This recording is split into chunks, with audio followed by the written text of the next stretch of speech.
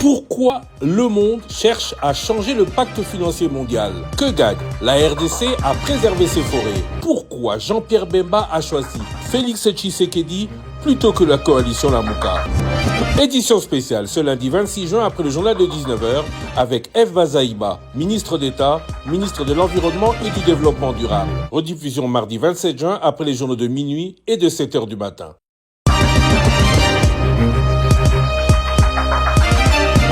Madame F. Bazaïba, bonjour. Bonjour. Vous êtes ministre d'État, en charge de l'environnement et du développement durable. Nous vous rencontrons ici à Paris. Merci de nous recevoir.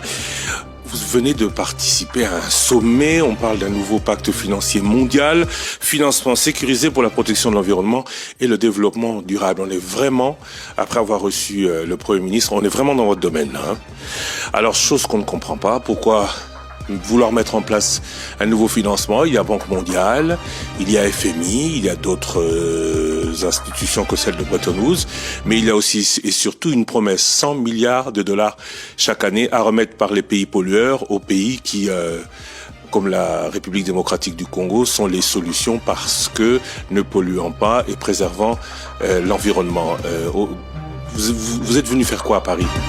Bon, moi, personnellement, je suis satisfaite de ces sommets, de ces colloques, parce que au moins on met officiellement sur la table quelque chose qui s'est toujours déjà dit concernant le système financier au niveau mondial. Vous avez cité les institutions de Bretton Woods tout en saluant les efforts fournis des années et des années après la Deuxième Guerre mondiale. Je pense que nous sommes arrivés à un moment où nous devons évoluer en tenant compte de l'évolution du monde actuel. Vous savez, ces institutions ont été créées dans une approche de l'aide humanitaire, dans une approche de l'aide au développement.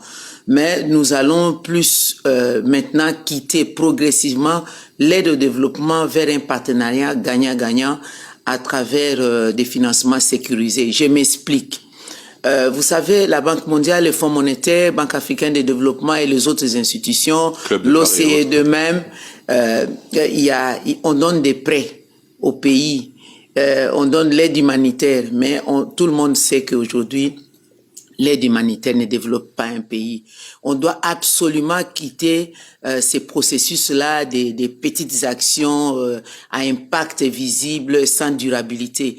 Nous sommes dans une approche de durabilité et de respect mutuel. C'est d'ailleurs les objectifs de développement durable, le 17e, qui parle d'un partenariat gagnant-gagnant.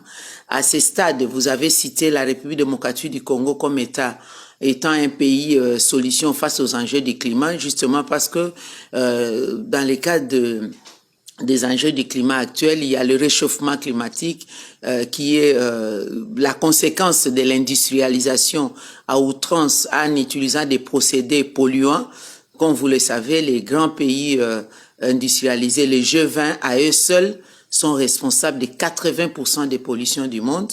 L'Afrique dans son ensemble à l'arrondi n'est responsable que de 4%. Parce qu'elle n'a pas développé, attention. Et justement, les 16 autres pourcents, c'est la responsabilité des pays à économie intermédiaire. Donc l'Afrique, comme notre pays, nous sommes à la fois victimes des réchauffements climatiques avec tout ce qu'il y a comme conséquence. Certainement, on aura le temps d'en parler. Mais aussi, nous sommes la solution. Alors, il faut une compensation. Lorsqu'on nous demande de préserver cet environnement, nous avons besoin pas d'une aide, aider les Congolais à préserver l'environnement. Non, c'est plutôt le principe des pollueurs-payeurs. Ceux qui ont pollué doivent payer cette pollution.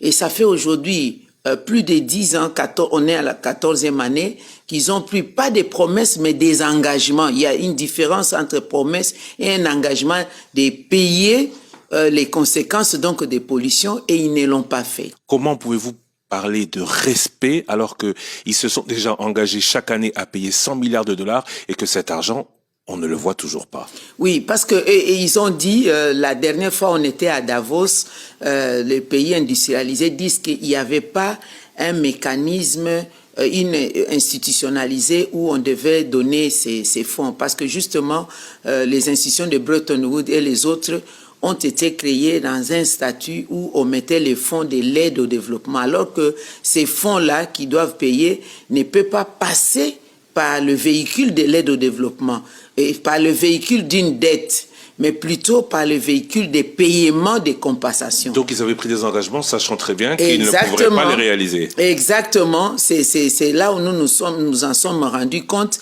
Alors maintenant que nous avons élevé les voix et nous en sommes maintenant à trouver cette compensation, comme la RDC est allée dans une proposition concrète pour dire ce sont nos forêts qui rendent service pour nettoyer l'atmosphère, absorber toutes les pollutions. Ces services doivent être compensés dans le sens du marché des crédits carbone. Donc il faut rendre le marché crédit carbone en Afrique compétitif en augmentant les prix de la tonne de carbone. Si nous avons vendu notre tonne de carbone au même titre que le marché fermé du Nord, avec ces fonds, ça nous permet, nous, de financer nos propres projets d'adaptation et d'atténuation. Ça signifie quoi?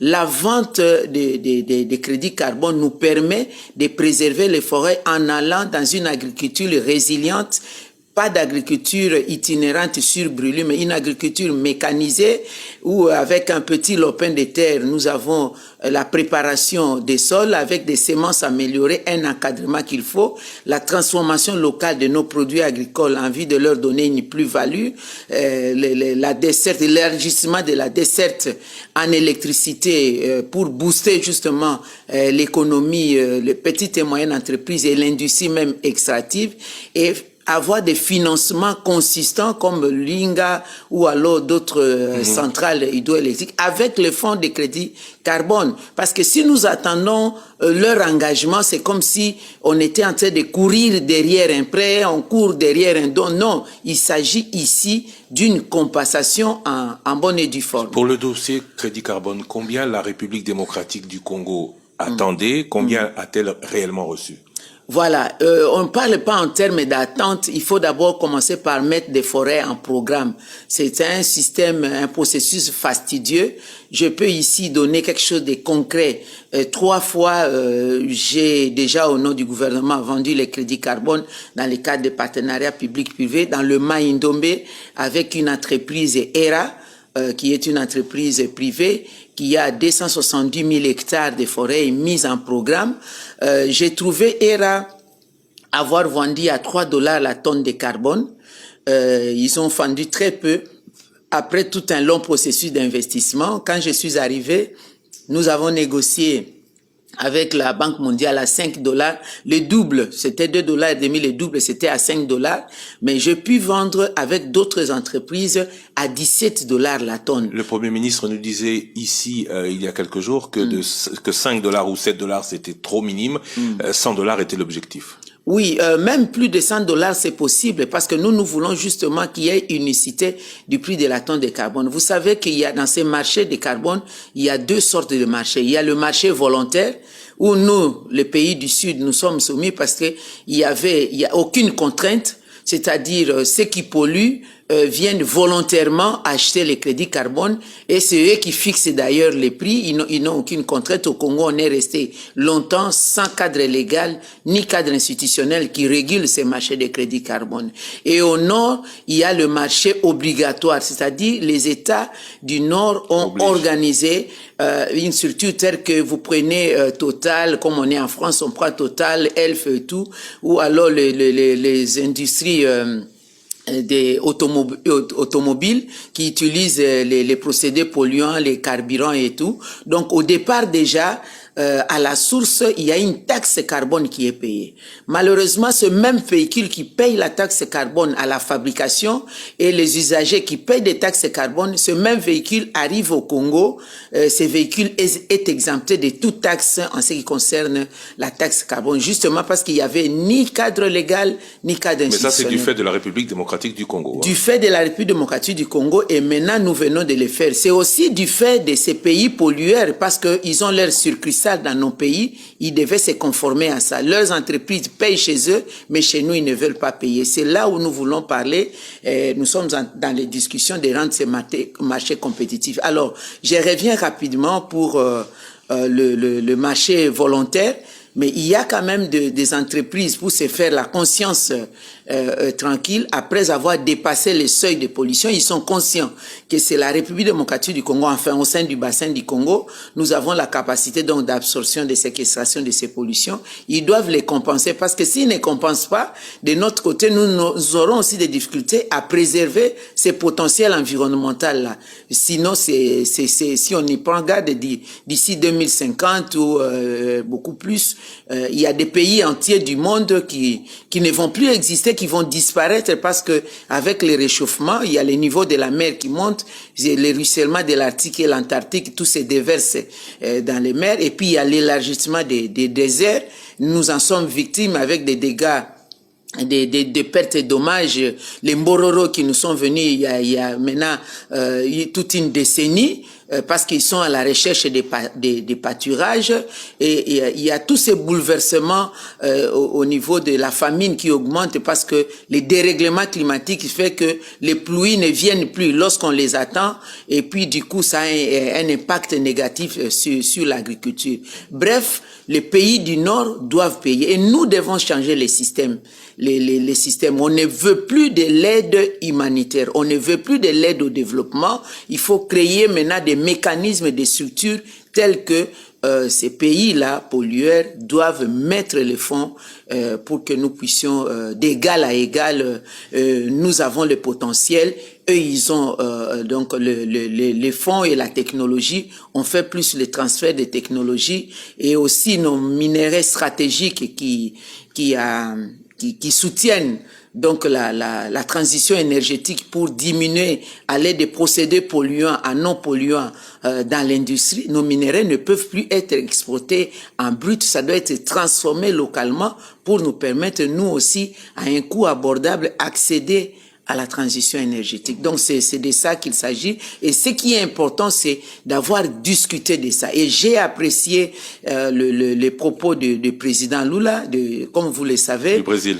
Le Brésil, comme vous le savez, depuis novembre dernier, l'Indonésie, la RDC et le Brésil, en tant que pays leader des différents bassins, vous avez le bassin de l'Amazonie avec le Brésil et le bassin du Congo, la RDC qui a les leads avec plus de 62% des couverts forestiers, 52% des ressources en eau douce, et vous avez le bassin de Bornéo-Mekong avec l'Indonésie. Nous avons signé un accord de partenariat, on le fait tout ensemble, on mutualise nos efforts pour parler le même langage, et nous sommes très évolués, et à ce sujet nous apprécions la démarche donc des pays BRICS qui créent un nouvel ordre dans les systèmes financiers concernant le financement responsable, digne et sécurisé en fait. Des financements qui font peur selon vous aux organisateurs du sommet de Paris? Bon, je ne sais pas s'ils ont peur, c'est-à-dire... S'il n'y avait pas eu cette menace BRICS, est-ce qu'il y aurait eu aujourd'hui cette volonté de nouveau pacte financier mondial? Vous savez, l'évolution du monde aujourd'hui, personne ne peut plus être dans les statu quo. Les Nations Unies elles-mêmes, depuis plusieurs années, depuis la création de cette structure, on est en train d'aller de réforme en réforme. Donc, il y a la pression mondiale. Nous n'avons plus le même cadre au niveau mondial, que ce soit au niveau des institutions internationales, politiques, etc. Donc, nous allons... c'est une pression où personne ne peut quitter, ne peut s'en départir. Vous voyez, par exemple, le cas des pandémies. Aujourd'hui, il y a eu Covid-19 qui a demandé, qui a obligé tout le monde à être sur un pas. On a mis des masques dans le monde entier et du coup, après ça, on ne peut plus demeurer le même. Si nous sommes parvenus à sortir, par exemple, de certains problèmes du monde, des pandémies de santé, etc., mais en ce qui concerne les climats aujourd'hui, nous devons tous réfléchir dans le sens de changer notre vécu quotidien, de nous adapter à la nouvelle donne donc du climat, et ça pousse à des réformes de manière structurée, tant au niveau national qu'au niveau régional et au niveau international. Nous sommes tous solidaires, on l'a bien compris dans ce sujet, mais ma question était, est-ce que la menace d'autres financements que celui de Bretton Woods, des institutions de Bretton Woods, peut expliquer en elle seule l'organisation de pareils sommets? Bon, non, je ne pense pas, mais c'est aussi, je peux répondre, c'est aussi, ça ne peut pas être ça. Parce que au niveau, la France par exemple, la France a remarqué que elle perd de plus en plus son influence en Afrique par rapport à une certaine politique, je peux appeler ça archaïque. Et elle a eu le devoir de revoir sa politique. Alors, et cherche par quelle voie revenir encore sur la surface en termes de respectabilité. Alors, l'Afrique elle-même aussi a compris que si elle manque peut-être la technologie et les fonds, mais l'Afrique a le potentiel qui peut dicter la conduite du monde de demain. Parce que la RDC, par exemple, aujourd'hui, avec le potentiel que nous avons, nous sommes le pays solution dans le monde. Nous avons les couverts forestiers, nous avons les ressources en eau, nous avons les minéraux stratégiques.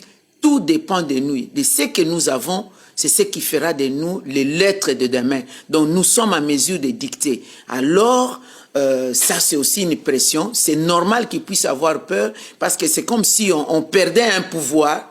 Tout le monde ne va plus s'orienter vers le dollar comme étant l'unité monétaire et chacun veut valoriser sa monnaie. Et vous avez vu aujourd'hui, la République démocratique du Congo a pris la résolution de revoir ses accords avec la Chine, tout ce qui a révisité donc tous ces contrats et nous sommes allés discuter, négocier en position de force parce que le potentiel, nous l'avons. La connaissance de notre potentiel, nous l'avons. Ce n'est plus comme hier. Et nous donnons certaines exigences. On ne subit plus l'action. La connaissance du potentiel, nous l'avons peut-être. Est-ce que le problème du Congo, excusez-moi d'en parler, vous êtes aussi ministre du Développement durable, est-ce que le problème du Congo, c'est aussi de ne pas avoir clairement défini ce qu'il peut faire ou ce qu'il doit faire de ce potentiel? Oui, le problème du Congo, c'était avant de ne pas comprendre ce que la RDC a et savoir que ce dont nous possédons font de nous ce que nous pouvons être. Quand vous ne connaissez pas qui vous êtes, vous ne pouvez pas influencer. Maintenant que de plus en plus, nous avons la maîtrise et la connaissance de ce que nous valons, nous savons peser sur la balance. Par exemple, concernant notre potentiel environnemental, nous voulons diversifier notre économie. On ne parle plus seulement en termes de minéraux. Nous parlons aussi en termes du potentiel environnemental. Et aujourd'hui, la nouvelle politique est de prendre le potentiel environnemental et lié à l'économie pour un développement durable. Nous avons besoin de l'oxygène, nous allons protéger l'environnement, et bien nous avons aussi besoin du pain, que cet oxygène-là et le pain, nous les mettons ensemble. Aujourd'hui, c'est des notoriétés publiques que nos forêts peuvent nous rapporter gros. Et c'est des notoriétés publiques aujourd'hui qu'avec nos forêts, nous ne sommes peut-être pas les leaders, on n'a peut-être pas le leadership mondial, mais nous sommes au centre des discussions du monde. Aucun salon du monde aujourd'hui, au nord, au sud, à l'est, à l'ouest, ne peut discuter des questions du climat sans la République démocratique du Congo, sans que nous soyons invités, parce que, tenez-vous bien, le bassin du Congo est pris comme le plus important poumon du monde actuellement, malheureusement avec des problèmes de dégradation des forêts dans le bassin de l'Amazonie.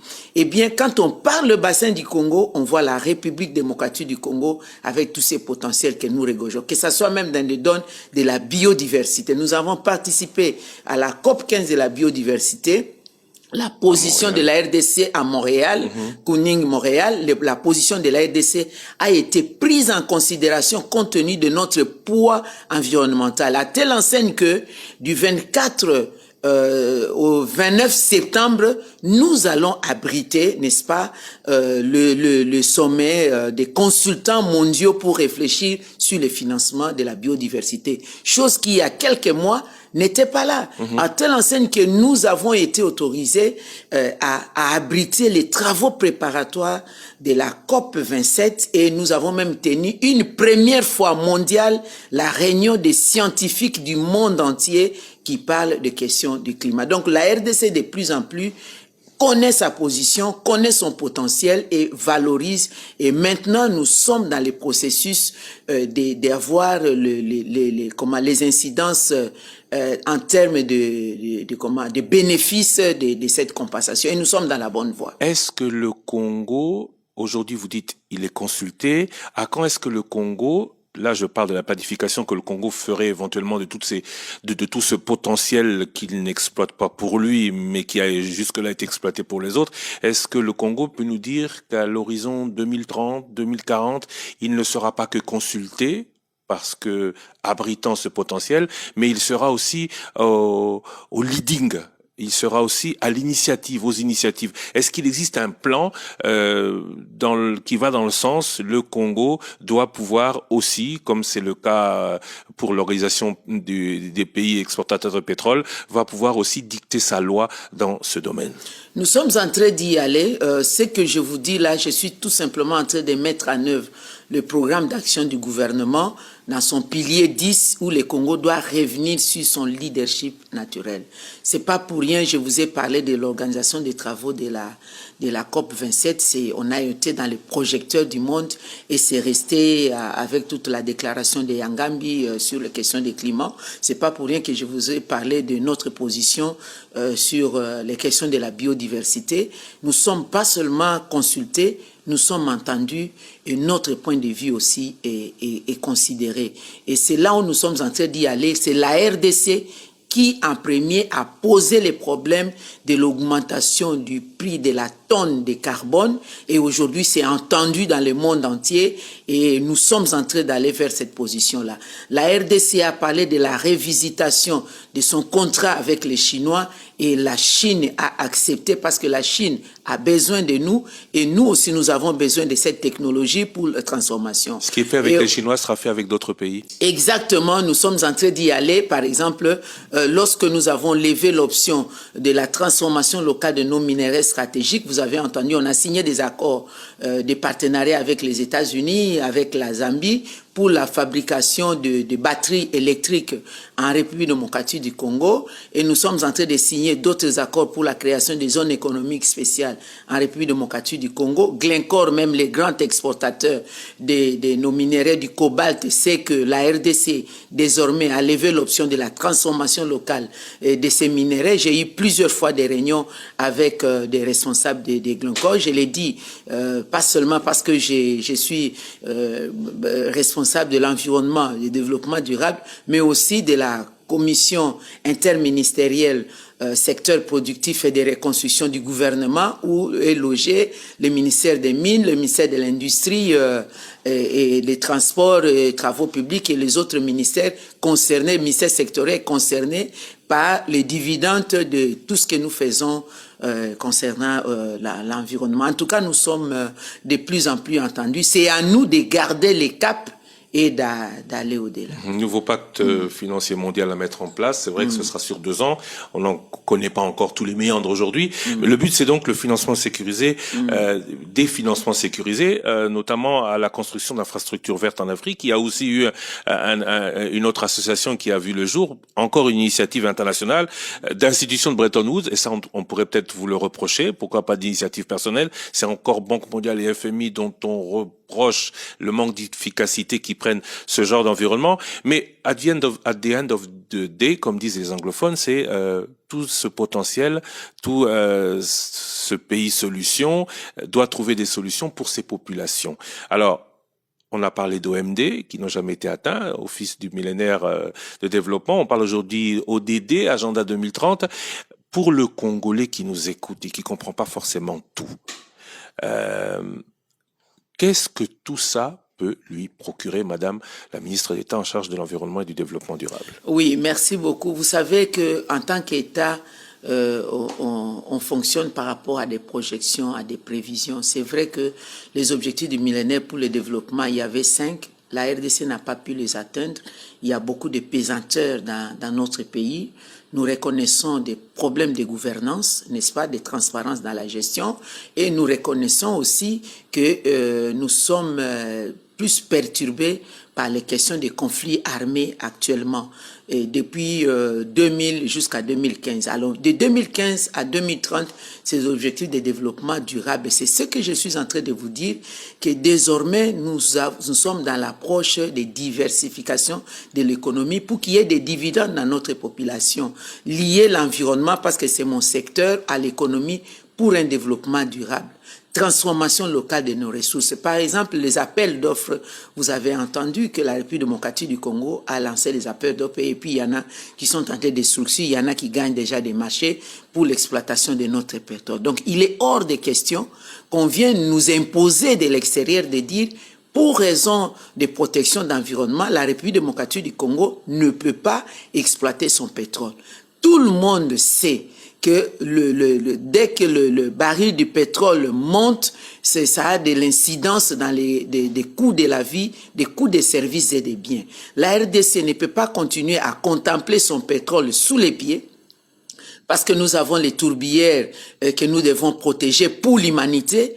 Pendant ce temps, l'OPEP nous vend le pétrole parfois de deuxième qualité et au prix que l'OPEP décide. Il n'y a aucun quota pour dire, écoutez, la RDC c'est un pays solution, les pays de l'OPEP doivent donner autant de quotas annuels, bimensuels ou quinquennales à la République démocratique du Congo.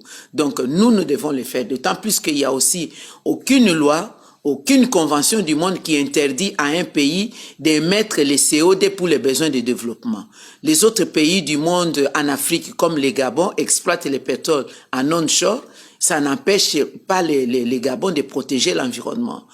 Les autres pays du monde exploitent le pétrole, comme au bloc albertain, l'Ouganda.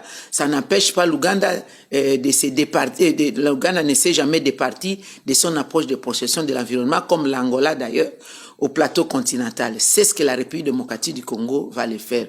Sauf si un pays vient nous dire, écoutez, on fait la compensation, n'exploitez pas vos pétroles, protégez ces tourbières, nous en échange on vous donnera autant. Nous allons le faire. Donc ça nous permet justement, comme les autres pays du monde, d'appuyer notre développement. Je pourrais même citer l'Allemagne aujourd'hui, qui fait partie des pays qui polluent dans les 80% des pays de G20, mais compte tenu de la guerre entre l'Ukraine et la Russie, l'Allemagne se trouve aujourd'hui dans une situation de ne plus être en mesure d'importer le gaz de la Russie. L'Allemagne a rétropédalé par le cas de force majeure de reprendre l'utilisation de l'énergie fossile, l'énergie qui pollue le plus, pour besoin de la sécurisation de sa population. De la même manière, la République démocratique du Congo va exploiter son pétrole et là nous n'avons pas fait de ventes aux enchères, on a fait des appels d'offres normalement comme les autres pays, l'amphithéose, 25 ans de production, et bien le monsieur qui vient ou la dame qui vient plie bagage et s'en va, laisse la République. Tout cela on l'a bien compris, on l'entend tous les jours, mais le Congolais lambda, les répercussions de tout ça, quelles sont-elles pour lui? Quand est-ce qu'il verra tout cela dans son assiette, dans son quotidien? Les Congolais les gagnent déjà. Je vous ai donné le cas de Maïndombe avec ERA. Nous avons vendu 3 fois les crédits carbone. Les autres, il y a des millions qui sont déjà en route, où il y a le processus des arrêtés interministériels avec le ministre des Finances que nous allons signer sur la quotité, les répartitions avec la population locale. Nous avons 16 écoles construites, 10 complètement finies, 6 écoles en voie d'être finies. Le Maïndombe a aujourd'hui un hôpital qui n'a rien envié à d'autres hôpitaux. C'est des niveaux tertiaires même des hôpitaux. Il y a l'accompagnement de l'agriculture. Évidemment, c'est pas dans toute la province de Maïndombe. Nous sommes dans les secteurs où les forêts sont mises en programme. Et je viens aujourd'hui de mettre en place un programme, 6 autres projets. Dans le sud Ubangi, c'est à Kungu et à Boudjala. Dans le nord Ubangi, c'est à Businga. Dans l'équateur, c'est à Bikoro et à Basankusu. Dans la Grande Orientale, dans la Chopo, c'est à Basoko. Et je suis aussi au Bazouélé. Dans la Chopo, toujours Banalia, c'est un processus. Et au Bazouélé, je vais le mettre à Keti et Bondo. Donc, les provinces forestières aujourd'hui vont être à mesure de mettre leurs forêts en programme, toucher les crédits carbone, aller dans le développement au même titre que le Mai-Ndombe qui a été un projet pilote. Ça, c'est des dividendes très importants. Et nous sommes dans des discussions avec la Chine où j'ai été dans la délégation du chef de l'État où la Chine doit, un pays le plus pollueur du monde, va ouvrir son marché fermé pour acheter les crédits carbone au Congo. On ne veut pas de dons, acheter les crédits carbone pour que nous allons, par exemple, parler de l'investissement de Inga. Vous avez entendu aujourd'hui à Paris, Inga a été au centre des discussions. On en a beaucoup parlé, en effet. On en a beaucoup parlé, ce qui n'était pas le cas hier. Aujourd'hui, on parle d'investissement avec des financements sécurisés, pas en termes de dons, mais vous payez vous donnez l'investissement et avec un investissement retour. Et quand nous parlons de Inga, c'est pour faire d'une pierre plusieurs coups. Avoir l'énergie propre qui va booster l'industrie de sorte que l'énergie photovoltaïque, nous l'utilisons pour l'électricité publique, l'énergie solaire et puis l'énergie hydroélectrique pour l'industrie. Et quand nous allons utiliser ça, la population va diminuer la pression sur la forêt en utilisant les bois comme énergie. En même temps, nous allons protéger aussi l'environnement. Élargir la desserte en électricité signifie le bien-être social de l'habitat, signifie aussi le petit et moyenne entreprise qui va être actionnée. Donc, nous sommes dans cette démarche-là. La population est déjà en train de toucher les dividendes. Nous avons passé beaucoup de temps.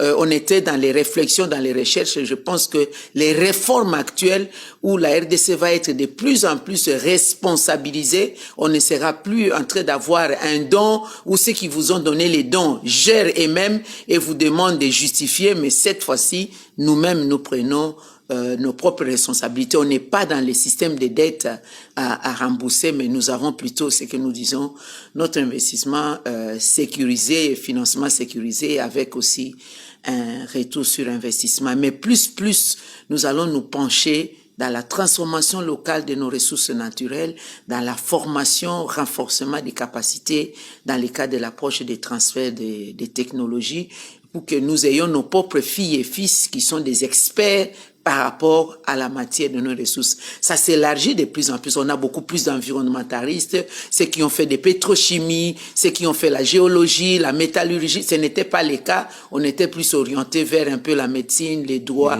et tout, même si ça demeure important. Mais nous nous focalisons maintenant sur les spécialités des ressources que nous avons. Dans l'assainissement, on peut en parler? Oui, bien sûr. On peut parler de l'assainissement. Oui, on parle de l'assainissement. On peut parler dans cette émission de votre projet quand vous arriviez au gouvernement. Vous sembliez très volontaire au niveau national, oui, d'une RDC plus propre. Aujourd'hui, quand on voit Kinshasa, quand on voit même Lubumbashi, qui était il y a quelques années encore propre, de moins en moins, on a l'impression que ce pays est assaini. Alors, qu'est-ce qui se passe, Madame la Ministre? Oui, vous avez raison. L'assainissement au niveau du ministère de l'Environnement demeure un grand défi, un très très grand défi. Dès la prise en charge au niveau de l'environnement, la prise des fonctions, j'avais présenté un dossier au gouvernement, tout en sachant qu'au niveau du gouvernement central, c'est la politique et la stratégie, l'opérationnalité en termes d'assainissement, ce sont des provinces et des municipalités. Bon, malheureusement, à ce stade, ça tarde encore parce que là, ça tarde dans l'exécution. Mais on a vu récemment, ou on a vu il y a quelque temps, que le gouvernement a pris des engagements avec notamment Kinshasa. Oui, oui. On parle de 2 millions de dollars 2 par millions de mois. dollars, oui, oui. Cet argent, c'est de votre programme? C'est vous qui avez initié tout ça?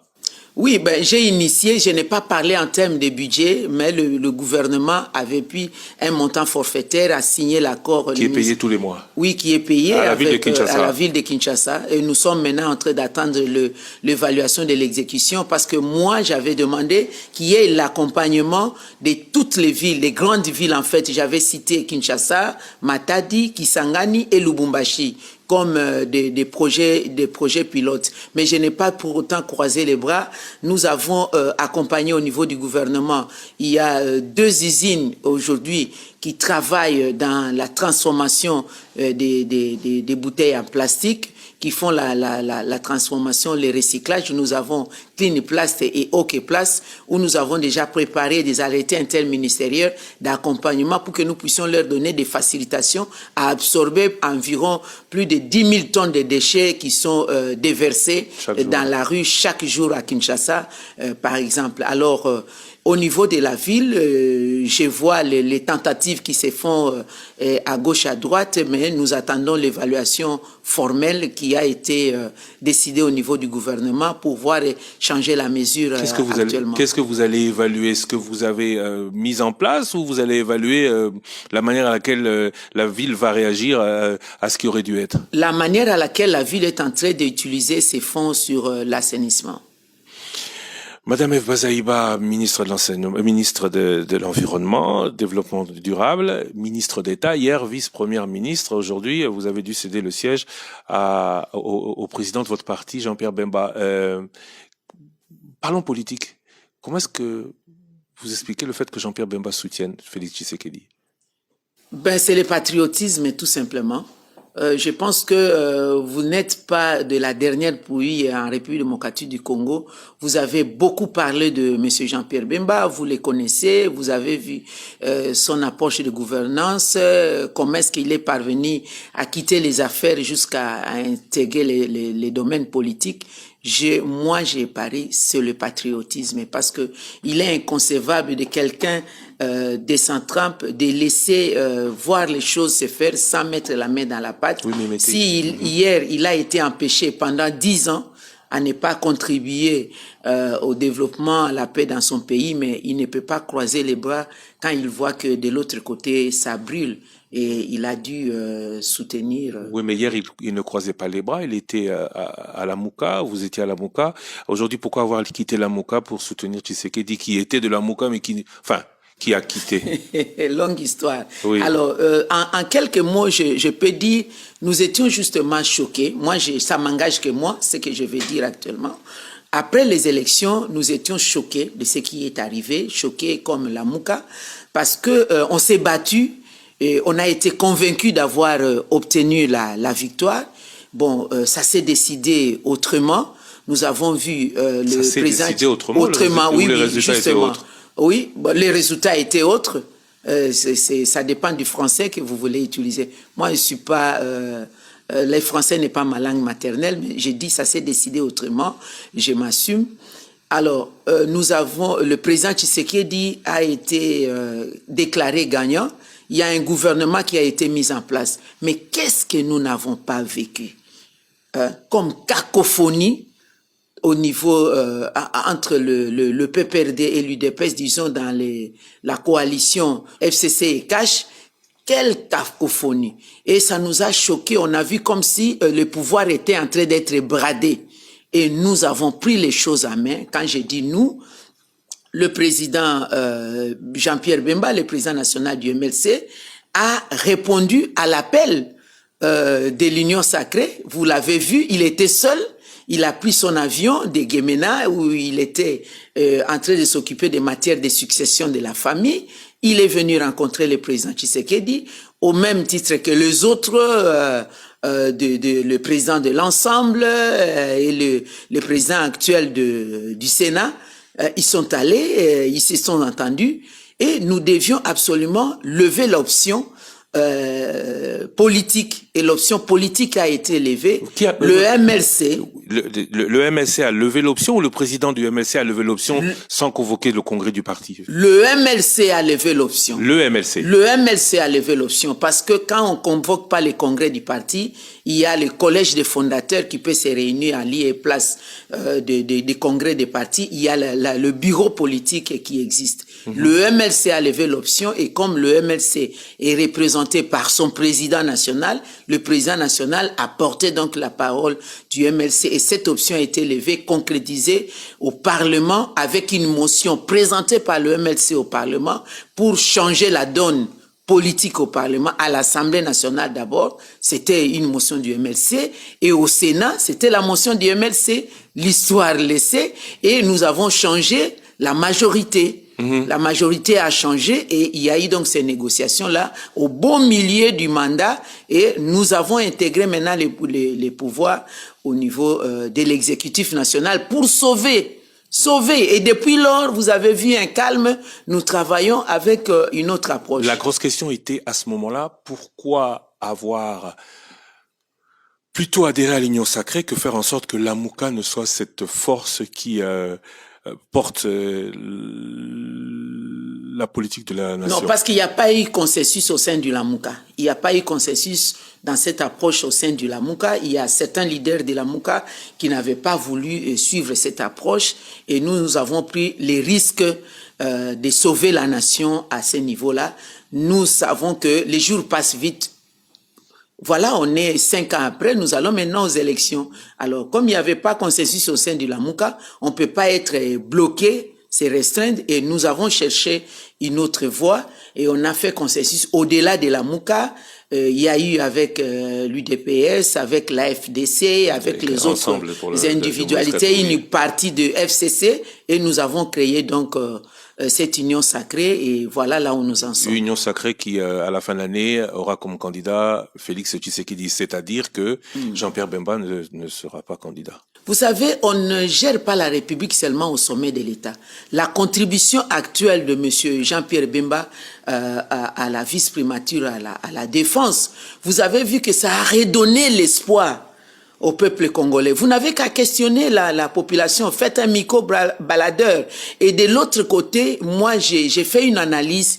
Quiconque est contre la présence de M. Jean-Pierre Bemba au ministère, comme vice-premier ministre à la défense, vous savez tout de suite les placer dans la position d'être contre la République. Parce que le peuple congolais le veut. Je paraphrase ici le président Nelson Mandela qui disait « Toutefois que vous posez des actes, à chaque fois que vous prenez des lois où l'étranger est contre ce que vous êtes pour votre pays, si la population est pour, allez-y, parce que nous sommes là, on n'est pas politique pour soi-même, on est politique pour le bien-être social de la population. » Et moi, j'encourage tous ceux qui encouragent M. Bemba dans cette démarche. On ne gère pas la République seulement au sommet de l'État. Donc Jean-Pierre Bemba ne sera pas candidat?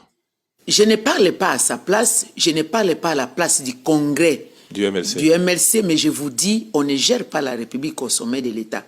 Je suis en train de donner ma contribution, je ne suis pas président de la République. Et je suis fier de la contribution que je donne actuellement. Vous-même, farouche opposante à Félix Tshisekedi hier, comment se passe cette collaboration? Vous êtes depuis 2 ans au gouvernement, ça se passe bien? Vous entendez bien aujourd'hui? On a des problèmes d'unité que la République démocratique du Congo. On n'est pas au gouvernement pour faire réjaillir nos sentiments, nos égos. Là, ce qui intéresse, c'est la République démocratique du Congo. J'ai pris ma position en bonne et due forme avant les élections, juste après les élections. Et le MLC, je vous ai dit, s'est réuni pour évaluer l'action que nous avions faite, pour évaluer ce qui était en train de se passer. Et le MLC a pris une autre position. J'ai été envoyé au gouvernement par la direction politique du parti, par le président national Jean-Pierre Bemba. J'ai été mandaté, en tout cas je suis dans la ligne du parti. Je suis fier de rester longtemps, je suis toujours dans la ligne du parti. N'en déplaise peut-être à d'autres qui disent « elle a trahi, elle a fait ceci », mais j'ai trahi qui? J'avais un contrat avec le peuple congolais via la vision du MLC. Mais je suis toujours dans la vision du MLC, donc ma conscience est tranquille, je n'ai pas trahi. Eve Bazaïba, je vous ai rencontré pour la première fois, c'était en 2002. Il y a 21 ans, et j'aime à dire, vous le savez, je vous le rappelle à chaque fois, j'aime à dire qu'en 2002, à Pretoria, lors de la signature de l'accord global et inclusif, vous étiez à l'UDPS et vous étiez la femme forte. On parlait déjà de femme forte à l'époque, qui avait fait que cet accord, côté politique, parce qu'il y avait les belligérants, mais il y avait aussi l'opposition politique, avait pu être signé à l'UDPS. Tout le monde n'était pas d'accord avec vous. De la Eve Bazaïba de l'UDPS, femme forte, de la Eve Bazaïba d'avant-élection au MLC de Laëv Bazaïba, aujourd'hui vice-premier ministre puis ministre d'État. Quelle est celle que vous préférez le plus? Qui a déçu? Est-ce qu'il y en a une qui a déçu l'autre? Est-ce qu'elle continue de pouvoir tous les matins se réveiller en se regardant dans le miroir et se disant j'ai fait ce que j'ai pu, j'ai pas fait ce que j'ai pu, j'aurais pu mieux faire, ou je suis totalement satisfaite de ce que j'ai fait? Oui, merci beaucoup. Je pense que cette question, peut-être, on aurait pu la poser à l'opinion. Ça dépend, l'opinion politique ou société civile. L'opinion ne vit pas avec vous. C'est de vous que je voudrais cette réponse oui, aujourd'hui. Oui, mais en ce qui me concerne personnellement, je pense que je donne ma contribution comme je l'aurais pu le donner, même s'il y a parfois des pesanteurs et tout ça. Et la seule fois où je me suis senti être retardé dans mon action, c'est pendant l'absence de M. Bemba.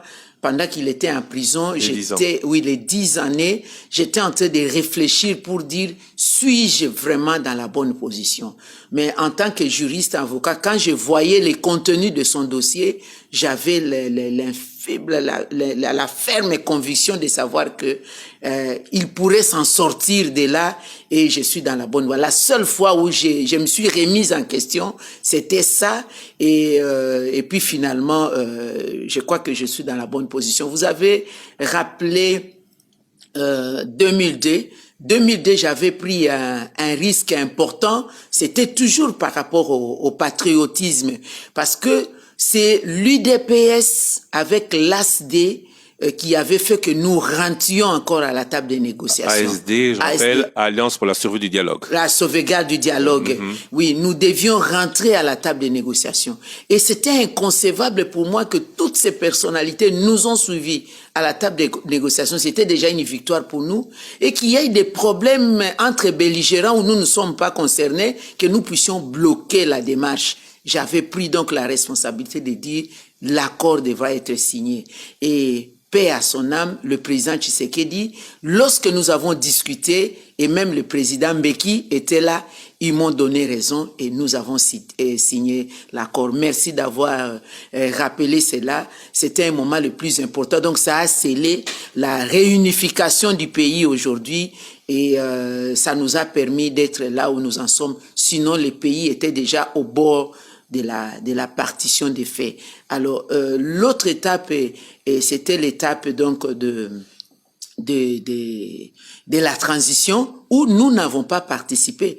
Donc, nous sommes revenus de là, on a signé l'accord global et inclusif. Vous étiez UDPS, oui. Oui, j'étais UDPS pour participer aux institutions. Le président Tshisekedi avait donné le mot d'ordre que nous n'allions pas participer parce que le partage équitable et équilibré du pouvoir. La première vice-présidence, c'était parti à Arthur Zaïdi Ngoma et non pas à lui. La première vice-présidence, la vice-présidence de l'opposition était présentée à Zaïdi Ngoma au lieu que normalement c'était le président Tshisekedi qui devait le prendre. Vous savez aussi bien, comme aussi journaliste d'investigation, qu'il m'a été demandé de prendre la vice-présidence à l'insu du président Tshisekedi. J'ai dit que je ne pouvais pas trahir la vision du parti. Si vous voulez que l'UDPS représente l'opposition politique, ça sera le président Tshisekedi, ça ne sera pas Madame Bazaïba. Alors, donc voilà, mais je suis fier d'avoir pris ces positions-là. Donc je garde ma ligne d'intégrité. Pour faire court, vous n'avez pas voulu trahir le peuple en 2002 à Pretoria, vous n'avez pas voulu trahir Étienne Tshisekedi en 2003 en prenant la vice-présidence pour le compte de l'opposition. Pendant ces 10 ans d'éloignement, vous n'avez pas voulu trahir Jean-Pierre Bemba. Mais est-ce qu'aujourd'hui, vous n'êtes pas en train de trahir ceux qui pensaient de vous hier, que vous ne pourriez pas aller de compromis, certains disent compromission, et être aujourd'hui mis au gouvernement, certains diront à la mangeoire, plutôt que d'être aux côtés du peuple? Je ne suis pas à mangeoire, je suis des côtés du peuple parce que je suis en train de servir le peuple aujourd'hui. Lorsque je vous parle de l'évolution que nous parlons, nous travaillons ici dans le cadre de l'environnement, le contenu que nous avons donné en matière environnementale aujourd'hui n'était pas connu hier. Donc je suis quand même fier de l'apport que j'ai donné. Je suis toujours aux côtés du peuple. Je n'ai pas trahi le peuple. J'utilise les véhicules Mouvement de libération du Congo et je suis toujours là au deuxième levier du mouvement de libération du Congo, le peuple devait continuer à garder confiance en moi. Je suis pas dans le mangeoire, je suis au service de la nation. Vous êtes aujourd'hui ministre d'État et non plus secrétaire général du MLC. Comment ça se passe dans le parti? Le président est au gouvernement, le secrétaire général est au gouvernement, le secrétaire général adjoint est dans les entreprises. Comment se comporte le oui, le mais MLC? au fait, mais on est en politique, pourquoi? C'est pour on est dans un parti politique, c'est la pépinière par excellence pour la conquête du pouvoir. Nous avons conquéri le pouvoir. Le président national est au gouvernement. Moi, je suis au gouvernement. Le MLC est structuré. Mon adjoint direct, c'est Monsieur Babala. Il est dans l'entreprise publique. Il est dans l'entreprise publique, mais formellement par rapport à l'incompatibilité de la loi. Je suis mise en disponibilité. Il assume mon intérim et nous avons déjà signé en son temps préparé les documents de celui qui va, le secrétaire général adjoint qui va signer, avaliser les candidatures de notre parti, d'autant comme le président national aussi, nous sommes dans les mêmes dispositions. Dans les mêmes dispositions, comme le président Tshisekedi.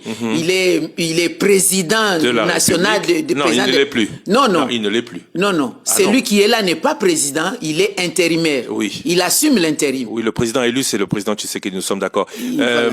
Les membres du MLC ne sont pas orphelins de leurs dirigeants aujourd'hui? Non, ils ne sont pas orphelins de leurs dirigeants. Le parti, le comité exécutif tient des réunions et puis nous sommes là, nous conseillons et tout ça. Je suis comme mandaté, je suis en fait mandaté, délégué au gouvernement. Je suis parlementaire élu.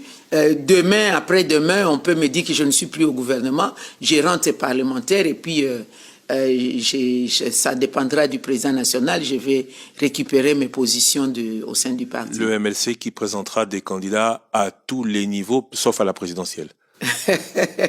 Le congrès n'a pas encore décidé. Le congrès nous allons nous réunir bientôt pour prendre position. Mais en tant que membre de l'Union sacrée, il serait inconcevable que le MLC propose quelqu'un à l'élection présidentielle. Comment ça inconcevable? Nous sommes en politique. Attendez les congrès. Comment vous voulez parler à la place du congrès du parti? Mais c'est pour bientôt. Quand? Je n'ai pas encore la date précise, mais c'est pour bientôt. Parce que comme vous le savez, pour que les candidatures soient acceptées, la loi demande à ce que tous les partis politiques, de manière tout à fait démocratique, les candidatures soient avalisées par les congrès. Le congrès qui pourrait, cela n'a pas été le cas en 2011 et en 2018, le congrès qui pourrait porter ou appuyer la candidature de quelqu'un qui n'est pas membre du parti. Oui, mais qui peut être membre d'une coalition. Il n'y a aucun problème de ces côtés-là. Madame Eve Bazaïba Massoudi, je rappelle que vous êtes ministre d'État à l'Environnement et au Développement durable. Je vous remercie d'avoir accepté d'être dans cette édition spéciale.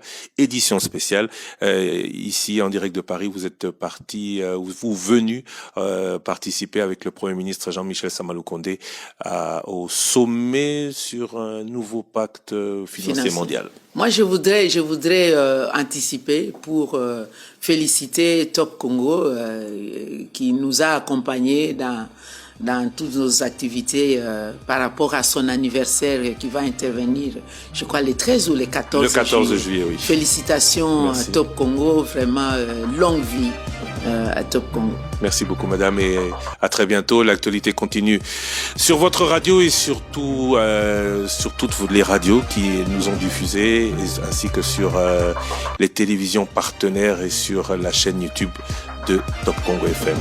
À très bientôt.